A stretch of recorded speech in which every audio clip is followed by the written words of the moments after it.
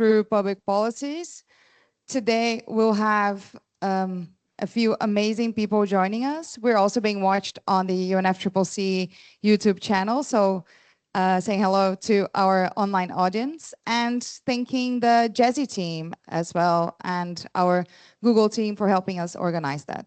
So with us today, I'm calling to the stage, and please feel free to take whichever seat you might like. So I'm calling Adalto Modesto, alternate Vice Minister of Management and Innovation of the Brazilian government. Welcome. So, since you're standing, Maria Emilia Perez, partner at Deloitte, and also knowledge partner of Sustainable Business COP, Sustainable Cities Working Group. Welcome, Maria Emilia. Thank you so much for joining us. I'm calling our city councilor of the city of São Paulo, Marina Bragante from Sustainability Network, the first ever elected city councilor of Rede Sustentabilidade in São Paulo. Welcome, Marina. Thank you so much for joining us. And Google's Brazil CEO and Vice President of Google Inc., Fabio Coelho, who's giving us the pleasure to being here with us today as well. Thank you so much, Fabio, for joining us, please. Thank you so much. We'll run the panel in English. We'll eventually speak or make jokes in Portuguese. I'll make sure to try to translate some of those for you. Since we're on all Brazilian panels. And the theme of our panel today is especially important because we are with really relevant leaders at different stages, at different levels of and different sectors. So we have someone who is leading a great tech company operating in Brazil who is really spearheading, I'm also a Googler, so I might be biased, who's really spearheading AI efforts in Brazil. We have Marina, who's a city councilor operating at city level and really trying to understand what's happening at the city level. We have Maria Emilia, who also operates at the private sector, but has been leading, like in building knowledge for the private sector, but thinking about how to bridge the connection between what's happening in cities and how to scale up that. So seeing a lot of what the private and public sector have been doing. And we have someone from the Brazilian federal government who has been also spearheading and really working on like how to institutionalize public policies and thinking about that for different areas and agendas. So at Google, we really believe that AI has the potential to be a catalyst for accelerating action, right? So AI is not just how you're interacting with your language model on a daily basis and asking, where you should eat and all of that. But we also should think about AI as it's in almost a lot of things that we do. So if you look on search, if you are on Google Maps, or if you are using, different tools on your phone, there's probably already a lot of AI, which some people used to call it machine learning, embedded into that. And obviously, we're going into a new area where AI is going to be probably really everywhere. And we have people that have been thinking about how to institutionalize that, how to deploy that in a bold and responsible way. So just to start, Fabio, I'd like to ask you, what do you think the role of the private sector is in shaping the acceleration of AI in this context? And how do you think the private sector can work with government to accelerate climate and sustainability actions? Well, first, pleasure to be here with the other panelists.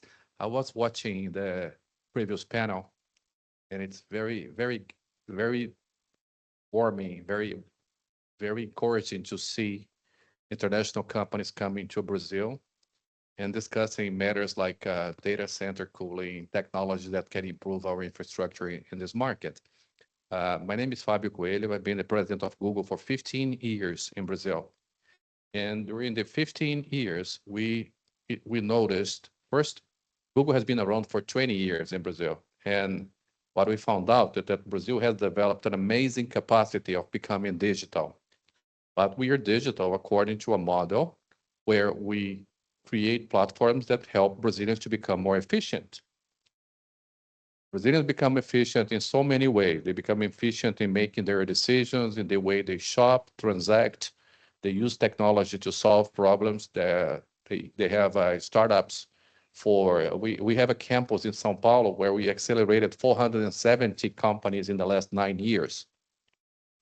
I'm using that to say that when we get to the current moment, we're getting into a new era of technology. That's not new. AI has been around for at least 10 years. We have been working with AI way before large language models, and we need to understand how we can help Brazil to become competitive in the 4 layers of AI, starting with infrastructure, getting to the capacitation of people, going through the models, and then creating an ecosystem where companies that are here to solve problems from Brazil can be scalable to the rest of the world. It's very important to be adopters of technology, but also it's very important to be creators of solutions that employ technology that can go beyond Brazil. We've done that in the two first waves of digital technology transformation, and now we are beginning to get into this new era. So when we speak about sustainability, we work together with the government and also with associations and other companies to be able to help create the sense that we can have cities more sustainable, while we also remembering that 60% of the population of the world lives in cities. In Brazil, that number is way higher. So Brazil is a country where the level of population that lives in cities, it's almost 90%, it's 80+%. So working to make our cities more resilient, more sustainable is a big deal. And we have several initiatives that we can go along the panel to discuss here. But also, it's not only about the cities. We have this amazing asset here that belongs to all of us, which is the Amazon forest, and also the ability to deal with water. Brazil is a country water rich, energy rich, clean energy.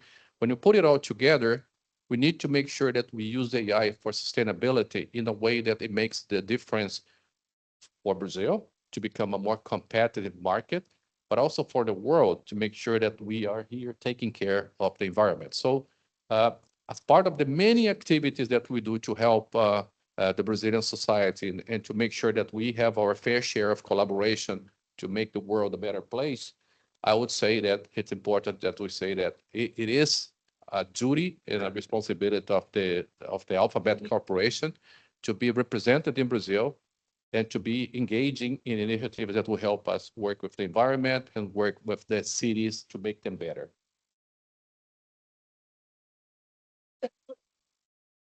Thank you so much for that, Fabio.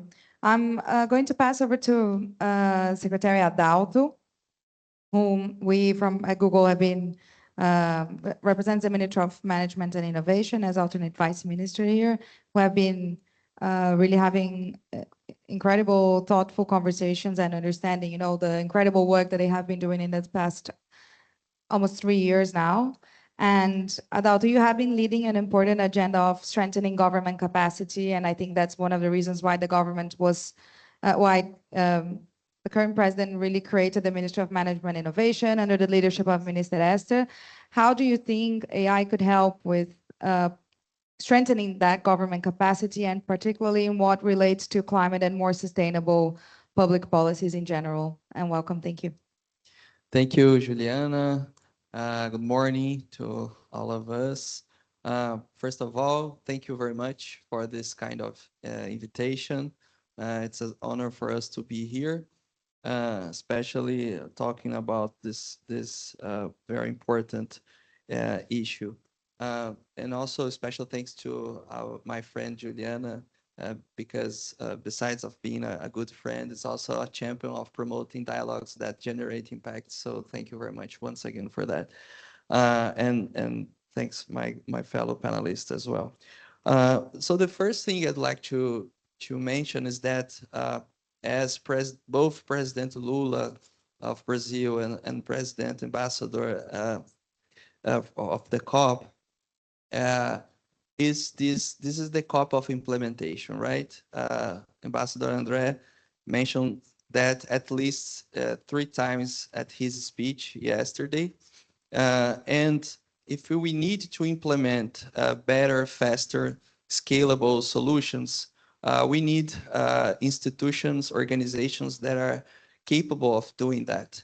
So in this sense, I believe that states, they can be part of the solutions or it can be part of the problem, or they can prevent other institutions or different levels of governments to develop and implement solutions at scale. And this is what is guiding us as the Ministry of Management in the way we are looking to AI and how to apply AI in the public sector.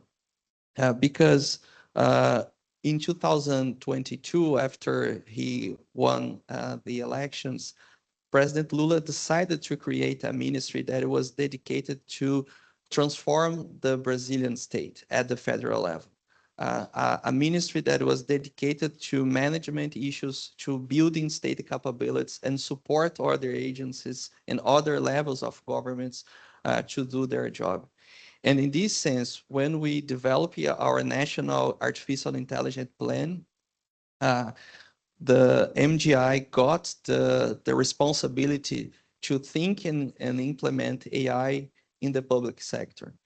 And when we received that task, we also started to think about it's not only a technological issue, but it's also an ethical one. So we are eager to implement AI technologies at the public sector, but we're also concerned to do it in the right way. So we started thinking about this in this perspective. So in order to advance in that direction, we first proposed and created what we call the AI Center, which is basically a platform of projects that aims to inspire and promote the development of AI projects within Brazilian agencies. But we try to provide them frameworks, guidelines, so they can do it in the right way. We call that the Inspire project, which is a Portuguese acronym of Artificial Intelligence in Public Service with Innovation, Responsibility, and Ethics. So, and the first three practical things that we did in this process was first creating an ethical AI framework. So every agency and civil servant that is working with AI projects, they need to be concerned and implement their projects within this framework. We are also training public servants in how to use technology and how to use AI. We have a national public administration school that provides free courses to civil servants, including at the municipal and state levels, which are very important because people, they need to be aware of how to use technology, but how to use it also in the right way.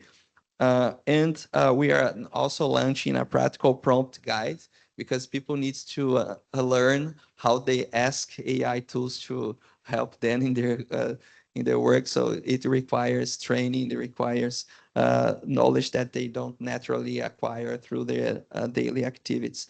So, but now we are also trying to build trust within Brazilian agencies and with citizens. So citizens are they trust that the federal government will use their data in the right way as well, respecting privacy and other stuff.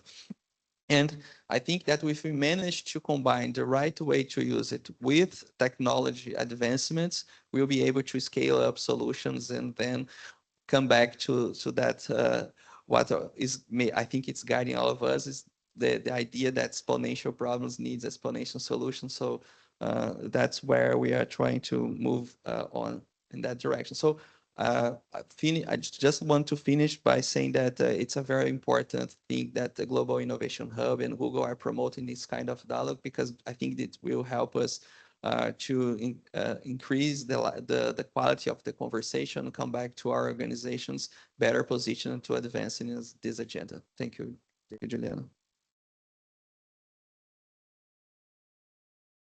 Thank you so much, Secretary Adalto. It was really great to hear that you are also not only operating on, let's say, thinking about how we say in Portuguese, like a política pública na ponta, but you're really thinking about, the delivery, the very much delivery at the ground level, but you're thinking about, the future of how public policies should work and how to incorporate frameworks that are ethical and that really make sense. And I think that also gives, it's important, the interaction between that and the private sector in ways that it's good for us to understand how governments operate and what the framework under which governments are going to operate, because that gives us stability, visibility, and so forth, so on and so forth. So to build partnerships, that obviously makes everyone's lives a bit easier. Now I'm going to shift to our city councilor, Marina Bragante. Marina is city councilor of the city of São Paulo, the first one from Sustainability Network to be elected in the city of São Paulo. Marina has been carrying the sustainability agenda for ages, really before it was cool. So she's been at the forefront of that. And I think it's very important that we have you here, Marina, because we're talking about, how to organize the government and the state at the state level. We're bringing the, let's say, our tech companies' perspective, Google's mostly perspective, as Fabio said, of like what you really need. But then the implementation also happens in cities, right? So there's a strong component of who really feels the public policies and who experiences the public policy is really in the city territory. So my question to you in that sense is, how do you think it's possible to advance locally in not only the discussions, but taking the COP30 motto, implementation and approaches that incorporate AI and technology at the local level? What's been your experience so far? How are the discussions going on at the Câmara de Vereadores in São Paulo? And how do you really feel, how a city which is one of the biggest cities in the world is prepared or not for that? So it'd be really interesting to hear your take. Thank you. I want to start by thanking Google for the invitation to be here and doing my audio description. I'm a very tall woman for Brazilians. I am 183 meters. I have my salt and pepper hair. I always wanted to say that. And it's curly hair. I'm wearing a red lipstick and a red earring. So, I was thinking that I wanted to introduce myself to make sure that everyone understands how deeply I respect the agenda of innovation, of AI. And because I think that's going to be important for the end of the talk that we are doing it, because I was the State Secretary of Economic Development, Innovation and Technology in the state of São Paulo. So that's an agenda that I recognize how deeply and profoundly important it is for our society, right? And then I became a chairwoman this year. This is my first year as a chairwoman in São Paulo, which is the biggest city in Latin America. And so far this year, I've spoken about AI with not my team, but out of my cabinet, I don't know, maybe 10 times. Because it's not there yet. And that scares me because I think, and I can see it, there's a lot we can do as public servant, as the legislative branch. We need to think like, how it's gonna impact our city? How do we take care of the city? How we take care of the citizens? How we build trust to make sure public policy really can deliver what AI is capable of, but I don't think we are doing that enough. So in the beginning of the year, I went to the president of the parliament and told him, like, what if we would hire a AI platform as a tool to all the cabinets? We have 55 chairwomen and chairmen in São Paulo. So we can start using it as a tool to start understanding how is it going to affect our work and our city.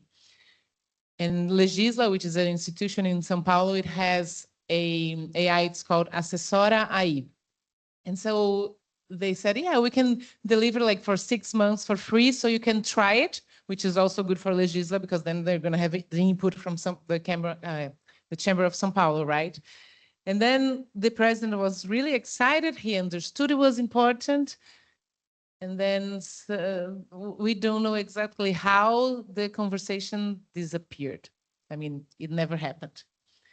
And then they went to China, the mesa diretora. How do you say mesa diretora? Da Câmara. The vice president, the president, the first secretary of the parliament went to China to understand and better and realize how important it is and how we could bring to São Paulo, right, everything that AI can do to make the city better. And the conversation rested in China. It got lost in the airplane, right? And I was elected because of the climate agenda. That is my main agenda as a chairwoman in São Paulo. And I know there's a lot we can do with that to the city, but I don't find echo from like wherever I go to talk about it. So we have it in São Paulo. This last month, the mayor announced a very important tool, which is the tree inventory of São Paulo. We have more than 650,000 trees in the streets, not in the parks, but in the streets. And we didn't take care of them from the last 20 years. So every rain, which is now more frequently and even harder, the trees falls. The trees falls. The tree falls, and then we have no electricity, and then we have deaths and we have damages, right? So we need to take care of the trees, not only because they are very important for the city, but also because they can cause damage. So we are starting to do the inventory, which is going to cost 18 million reais, and it's going to take 2 years to do the entire inventory in the city. And that's something I think it's a good start for us to talk about it and connect AI with sustainability in the city of São Paulo. But we have a huge challenge of waste management. And I know we can use AI for that. But then we are not using AI for that. And then we have a huge challenge of investing on environmental education in our society, so we can understand how to deal with waste management in my home, but also how do I react when it starts raining? How do I react when it gets very dry? Because it's going to get drier and drier, and it affects our health, right? So it's important for us to connect with the 12 million people that lives in São Paulo, and AI is a very good tool for that.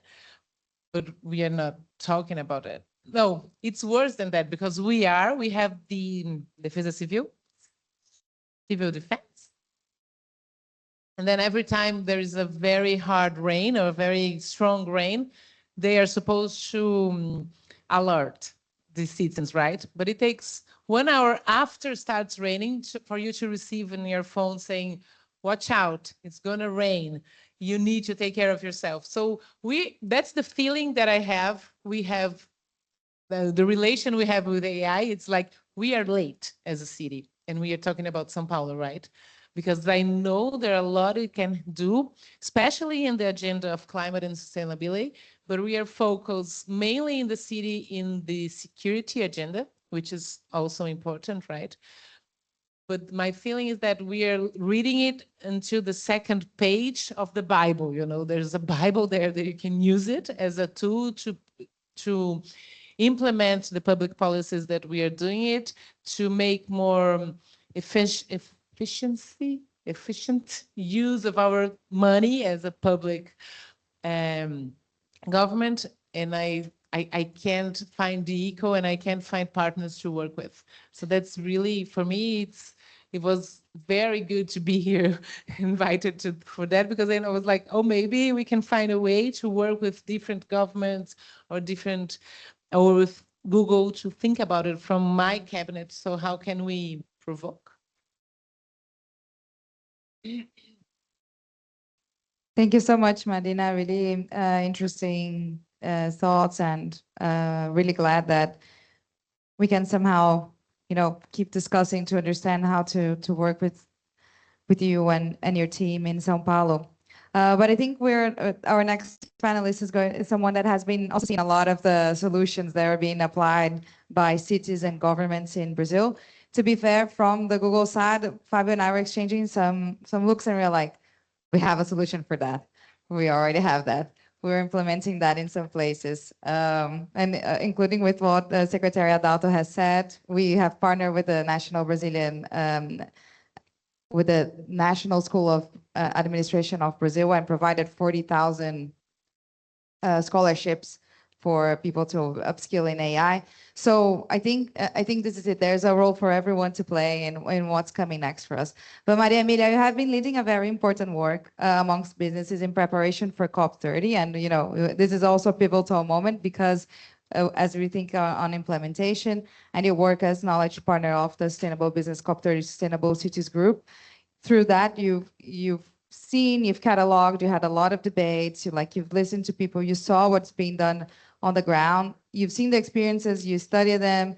So we were wondering when we were preparing the panel, like if we could hear from you, what, how this experience been, but most importantly, what have you seen that you would really like to highlight in terms of, what is innovative, what is scalable, what is easy to implement, what is already there, and what also interesting to hear, what has surprised you in this process in terms of, oh, we really thought that we were not there and perhaps we're actually there and there are a lot of solutions for that, or is there a gap in terms of solutions that have been presented to you?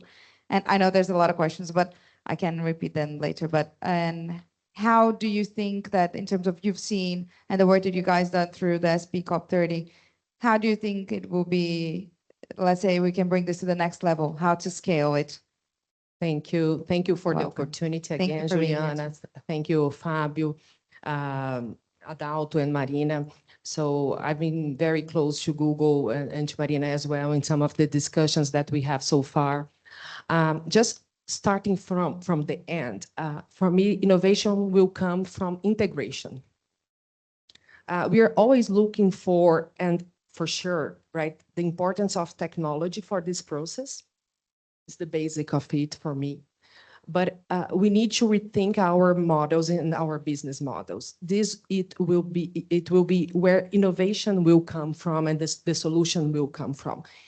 Integration of value chains, collaboration. So we need to bring the private sector together with special players just like Google, for example, and also the government. So we need to build public policies for it.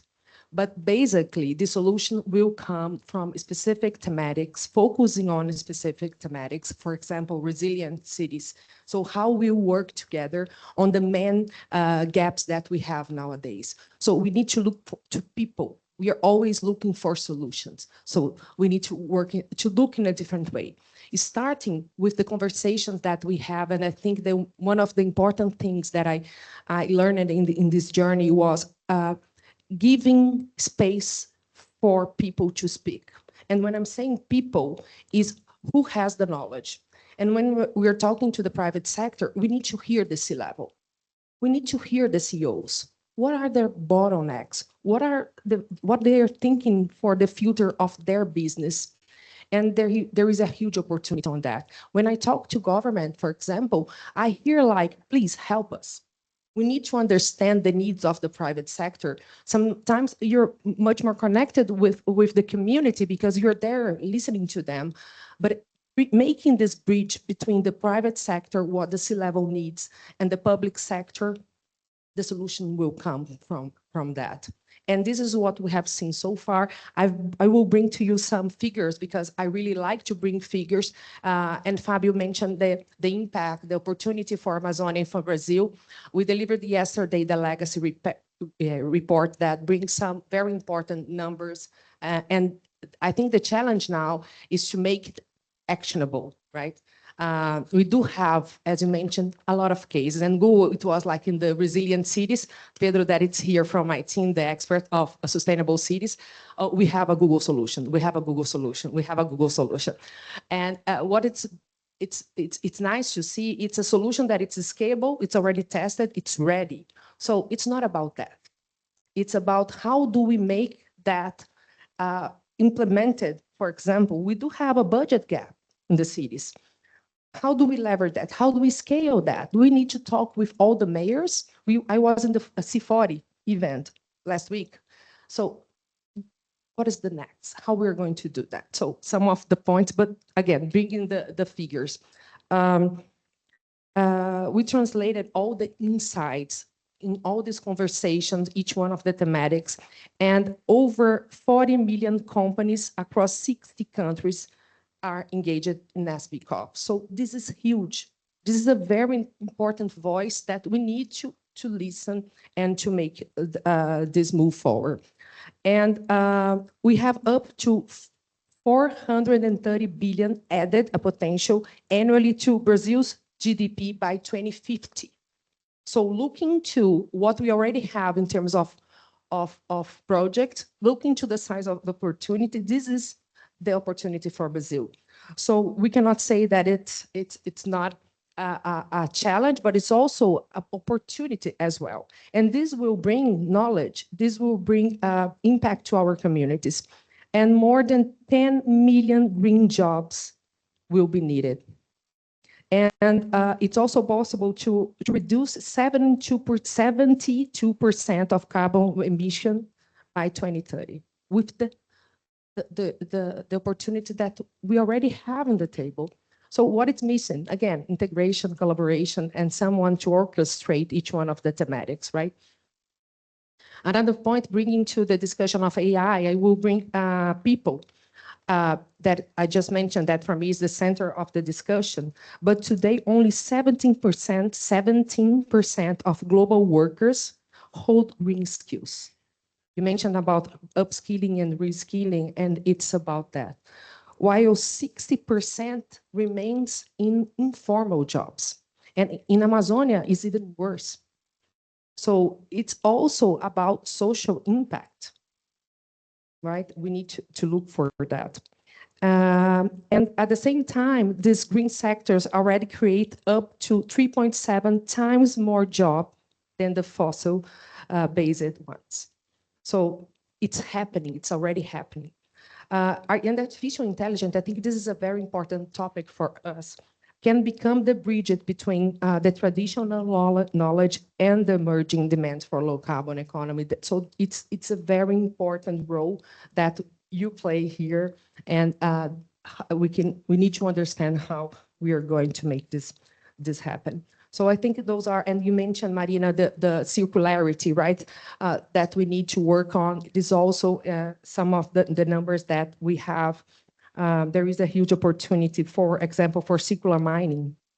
When we're looking for the mining and metals, the discussions of critical minerals. So we do have a huge opportunity for Brazil, for social impact, development of our country, green jobs and green skills, basically on working on circularity as well. May I make a comment, just complementing here? I tried to be very brief in the beginning with my answer, but I cannot help myself to say we've such an opportunity to be here with representatives of the largest city in Latin America, of the Brazilian federal government, and with someone that has been orchestrating so many things. I would say it's the number one point that you mentioned, which is about integration and orchestration. I think we need to accelerate the best cases that we have in Brazil. Let me begin by saying we have a very good case at city level, state level, like in Pernambuco with João Campos, in Piauí with Rafael Fonteles. And it doesn't matter the party of the person. It just means that we have good things that can be done in the government level with data integration, with community initiatives that can make a difference. That's part number one that I think it's important that we say. When I got your comment, Counselor, about how that we're in the page 2 of the Bible, I would say it's really important that we do not rewrite the Bible in every part. Scalability makes a difference, but we have so many stories and so many cases. To your point on the trees, which we appreciate, the fact that we're creating an inventory of trees for the city of São Paulo. Didn't know that word. So many trees in our city, which is amazing. I have a. We still need a lot. I know, and we need them, which is great, right? But at the same time, it's an asset for the city. I would say there are other assets, which starts with a good understanding of data. I think we are not really placing a benefit, placing the focus on understanding data and treating it in a consistent way. And let me speak about consistency because it's important.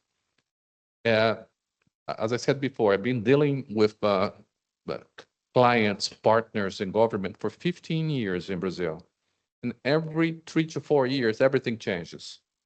So the lack of consistency is something that I think we need to work on. It's not about it doesn't matter which party you work for. It's not ideological. It's about making sure that whatever is done stays for the next group of people there. Maybe the advantage of being for so long in a position is that you can understand in a perspective that things are changing and we need to adopt it quickly in a scalable fashion, understanding that we're leaving a legacy to the city. To your example on the floods and the alerts, yes, we have that at Google. Google Alerts in the city of Porto Alegre, when we had the climate thing, we sent thousands of alerts and we saved people by that. That's the type of thing that I think it's doable. It's, of course, everything in AI that we do today can be improved tomorrow because we're in the second page of the book. But that documentation on what is being done in cities that can be brought to other parts of Brazil, I think it's something that requires a better orchestration. I'm happy that we have an alternative vice minister here because that's the type of thing that it requires. Discipline, consistency with the government, the tapping these best cases that I mentioned two here, not to mention many of them, but we have projects like, for instance, the one that we did for the traffic in Rio de Janeiro and in Campinas, where you can lower emissions by 10% because things happen when you use AI or to improve the understanding of how vehicles happen in Brazil. We're talking about cities. Then we can talk about the forest. A few years ago, we came here to Belém to discuss projects for the environment. And I think we all understand that this state is where we have like a frontier between the agriculture and the forest. And we need to keep it in a way that the forest can survive and we cannot allow for illegal deforestation or things that are happening in Brazil. So give you an example. Because there are so many clouds here, and we're happy we have the clouds because the cloud means we have a good level of humidity. Yes. It's very hard to understand from satellites when we have a fire beginning. It would take a lot of time. So we had to buy high definition maps at Google to be able to understand. Using AI with high def maps, you can shorten the period to understand and to identify whether the smoke comes from a firework or where it comes from. It's not a smoke, it's the cloud. So that type of initiative, it's huge. We had to do it ourselves, and we're working with the governments of the states of the Amazon region to make sure that stuff it's really used, so we can inform and act upon the identification of some fireworks here. So fire, floods, traffic, all the things make a difference, and these are use cases of AI that make a huge difference. Yeah. So I see a lot of us talking about AI. I love to talk about the use cases because that's where I think that we can make a difference. And the real difference happens when use cases are transferable and when they happen, not because there is a company like Google or AWS, or Amazon or Microsoft, but when they happen because these companies, which are the hyperscalers, they can help the ecosystem to flourish with startups that will make a difference. 10 years ago, we were discussing e-commerce, fintechs, and then we became agtechs, the agricultural technology companies. Today, what we have is a lot of technology companies that are making a difference in terms of using AI for climate change, AI for sustainability, AI for solutions for the cities. I would say that's the type of thing that with a little bit more orchestration, I think we can make a big difference in Brazil that goes way beyond all the discussions that are happening now. It's time to accelerate that. If I may, can I jump in? We have another 10 minutes, and I have one small, very quick, like fireside kind of chat question, but please, Marina. No, And then we'll go to Adalto and Maria Emilia. And I have one last question for everyone to think about.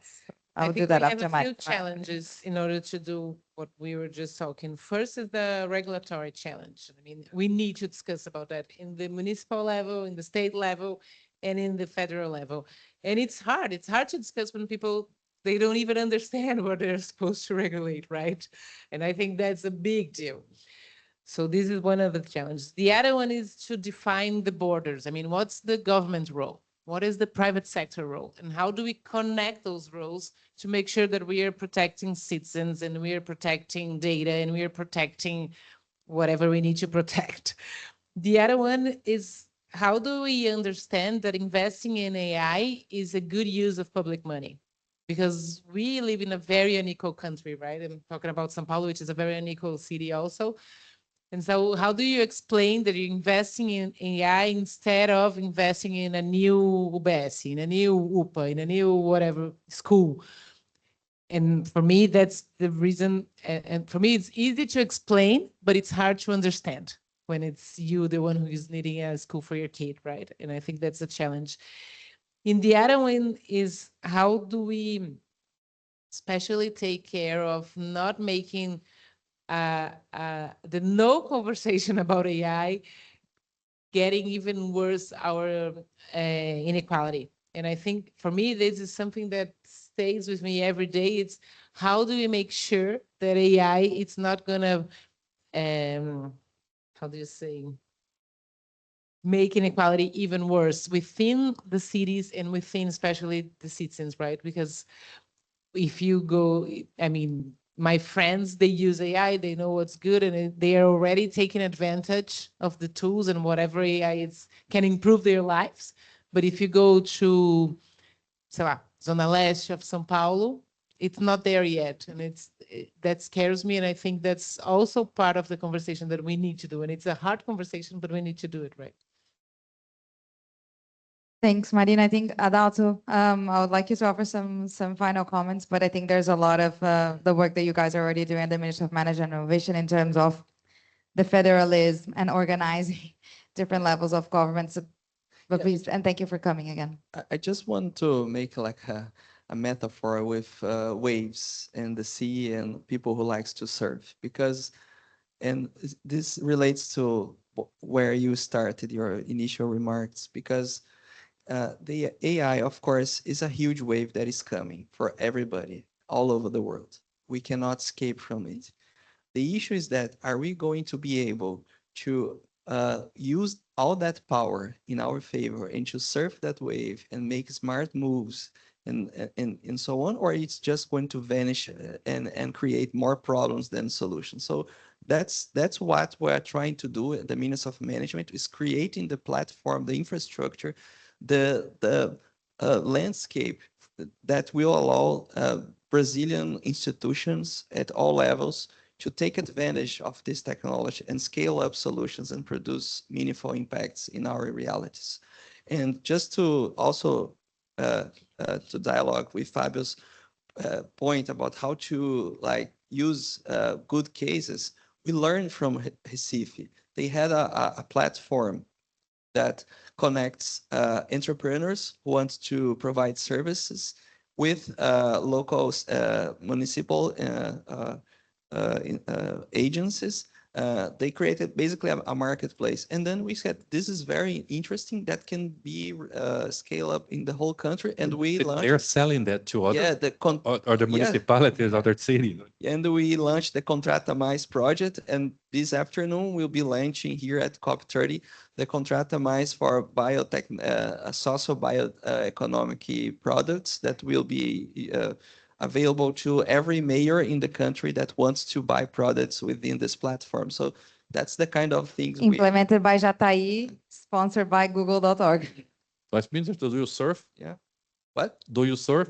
I am trying to learn, but it's very hard. So that we need to rush if we want to learn how to serve AI in the public sector. I know it sounds strange, but I surf. Yeah. And I've surfed in El Salvador, in Mexico, in Peru, and then there are a few things about AI that connect well to surf. One of them is you learn surfing by surfing. Yeah. and you fall in the water several times. The second one is that you need to be Thousands of. thousands of times. You need to be bold and responsible. You need to be courageous to do things, but you cannot surf a wave which is too big otherwise, and you need to be in shape. And the shape of the thing is about being prepared to have the right data treatment, the right levels of models, the right controls, the right governance, right equipment. So it's a very good metaphor. It all connects to climate and the work in the oceans, and somehow a lot of the things that we've done. I really like the waves metaphor, Adalto. I think we'll be using that. And I think this is a good example of how different sectors of society and different leadership are really working towards allowing Brazil more broadly, so speaking, to surf that wave well. And I think this is everyone's wish, especially as they are coming from Brazil, to see Brazil not lagging behind, but really being at the forefront, right? So Maria Emilia, I saw you nodding and also willing to comment on a lot of stuff. If you could offer some of your comments as well. And I wanted to end with one last question to you. What do you think is like what would be, and this is to all of you, so think about it whilst Maria Emilia also responds to that, single most important application of AI that you want to see developed, applied in Brazil? Yeah, focus on climate sustainability, yeah. Difficult question, but let me start by and then something in the yeah. back of your mind. So first of all, I think we do have, just to close, a really huge opportunity. But I always like to say that it's not a simple transition. It's very systemic. That's the reason why I understand that the innovation will come from integration. But behind the integration, we have human beings. And the point is that for me, it's also a sociological change. We always want to see ourselves on everything. And if we really want to scale, and that's the main gap that we have, and also the opportunity, if you want to scale the solutions, it can't be my solution, it needs to be our solutions. So we need to understand that sometimes we're not able to do the better, but there is someone that is close to us that already have the solution, and making it scalable for the world will be the solution that we'll have. About AI, I'm always thinking about right now about resilient cities. So I really would like to see the solutions integrated. You mentioned about data, and what I see it, and I'm not an expert in technology, but I can see that we do have data, but this data, first, it's not well recognized. We don't use the data, all the data that we need, that we have for what we need. Secondly, I think I feel everything very disintegrated. So we do have data, but we cannot use for what we need. So perhaps looking to seeing like, I don't know how to say that in English, like painel de controle, like the dashboard, looking to everything that is happening in the city in terms of emissions, of traffic, and so on. I know that behind that, there is a huge investment for the government, and that's the main point, how we're going to do that, because it's not only AI, but it's also the hard tech that it's behind all that. And if we look to a short-term plan, I think this will be very difficult, but we need to look to a medium and long-term, otherwise we're not going to get there. So I think looking to a city as a dashboard and trying to manage that, I think will have much more efficiency, and also be more efficient in terms of budget, where we put our money on, and we'll have more available resources to plant trees and do other things that we need to do.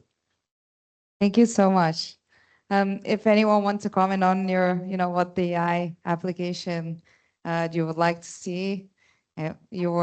Yes. Go. So I'm a mother of triplets, right? So it's hard for me to choose one thing. But I was thinking here that last year we created, during my campaign, a Bancada do Clima, which is a way to connect different vereadoras and vereadores, or chairwomen and chairmen, from the entire country through the climate agenda. And we decided that we wanted to focus on adapting our schools. So I would choose how do we use AI to make it scalable for us to adapt the entire ecosystem of schools in the country, and considering the differences between cities and between communities that they need to do it. I don't know if that's possible, but that's one thing I would love to do it. Probably is, Fabio. I'm Let's. not going to talk about one solution, but I'm going to talk in general principle. I think AI, technology in general, especially AI, has the ability to bring abundance.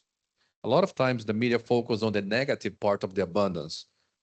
Let me focus about the positive part of abundance. If we talk about more food, food that lasts longer, has quality, and it's healthy, that's one. So, I mean, agriculture is a vocation of this country, and we need to use AI to produce more and better food. And Brazil is a country that has done that in the past. Embrapa is an example of this. What we have done in genomics, what we have done in the past, it's outstanding. We can take it to another level by producing 10 times more food per hectare in a window of time if we have a little bit more work and focus on this. Second, speaking about food health, Google has three Nobel Prize winners in the last 2 years. These are very smart people, but they're not the only one. I would say the more, and we have the Albert Einstein Hospital here in Belém today discussing on how we use technology to increase the lifespan and understanding how we can discuss health in a way that is more preventive and also curative in a better way. So one is food, agriculture. The other is health. The third one is education. Education, I think, to your point, Counselor, there is so much that we can do, and maybe bring a new piece of information here. AI today Brazil has the second highest level of adoption by population of AI in the world. Okay, AI is not something that is up for the middle class. Everyone has a cellular, a mobile phone. Everyone has a computer today, even if being a mobile computer, and a lot of people are using that already. It's a revolution that is already happening with the users, as everything else in Brazil. When we had Waze, I remember Waze. São Paulo is the #1 city in the world for Waze, and Brazilians adopt the technology before the business existed, right? But and my last comment on this, we talked about agriculture, we talked about health, we talk about education. The fourth pillar that I think we need to work on in Brazil is about energy.